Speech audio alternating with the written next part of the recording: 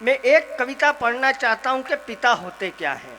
क्या बात पिता, है। अगर हाड़ौती की साहित्यिक नगरी में मैंने अगर कविता नहीं पढ़ी तो मुझे अच्छा नहीं लगेगा कि पिता होते क्या हैं। स्वागत है भाई साहब। बस मन से सुन लीजिएगा कि पिता की क्या कीमत होती है, कि पिता के संस्कारों की 12 घड़ी से ज्यादा कुछ भी नहीं, वाह, उनकी मुस्कुराहट की घड़ी 2 घड़ी से ज्यादा कुछ भी नहीं।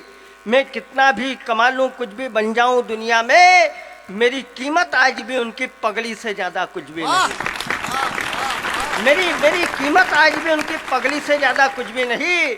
वो फटी किताबें, टूटी कलम, स्लेट पट्टियां याद आती है। साल भर रहता था जिनका इंतजार, वो छुट्टियां याद आती है।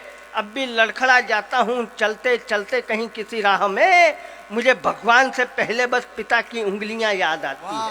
वाह, वाह, वाह। और 4 पंक्तियां वो पढ़ता हूँ जिनको लिखने के बाद मैं रोया था।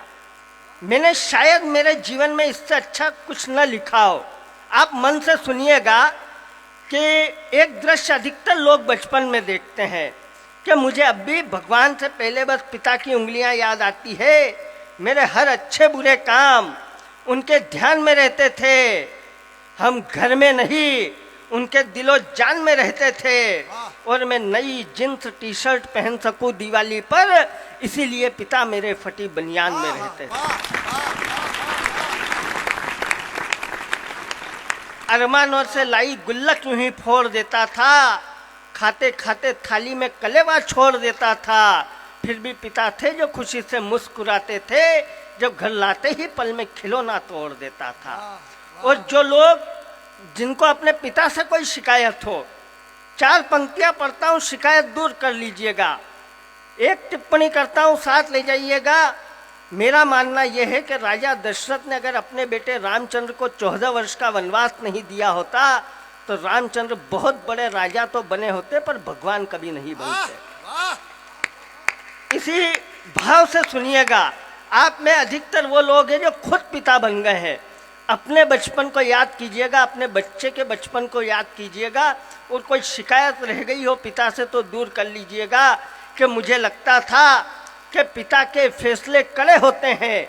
मुझे लगता था कि पिता के फैसले कड़े होते हैं, पर कड़े फैसलों से हम पैरों पर खड़े होते हैं।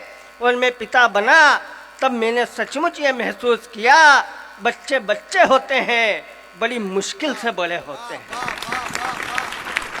और अंतिम पंक्तियां साथ ले जाइएगा तो हमारा यहाँ आना सार्थक हो जाएगा कि अपनी जड़ें मत खोदो, कोई फरियाद काम ना आएगी।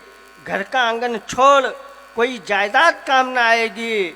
अगर सताया उस पिता को जिसने तुम्हें नाजों से पाला है, बुढ़ापे में तुम्हारे लिए तुम्हारी औलाद काम ना आएगी, काम ना आएगी।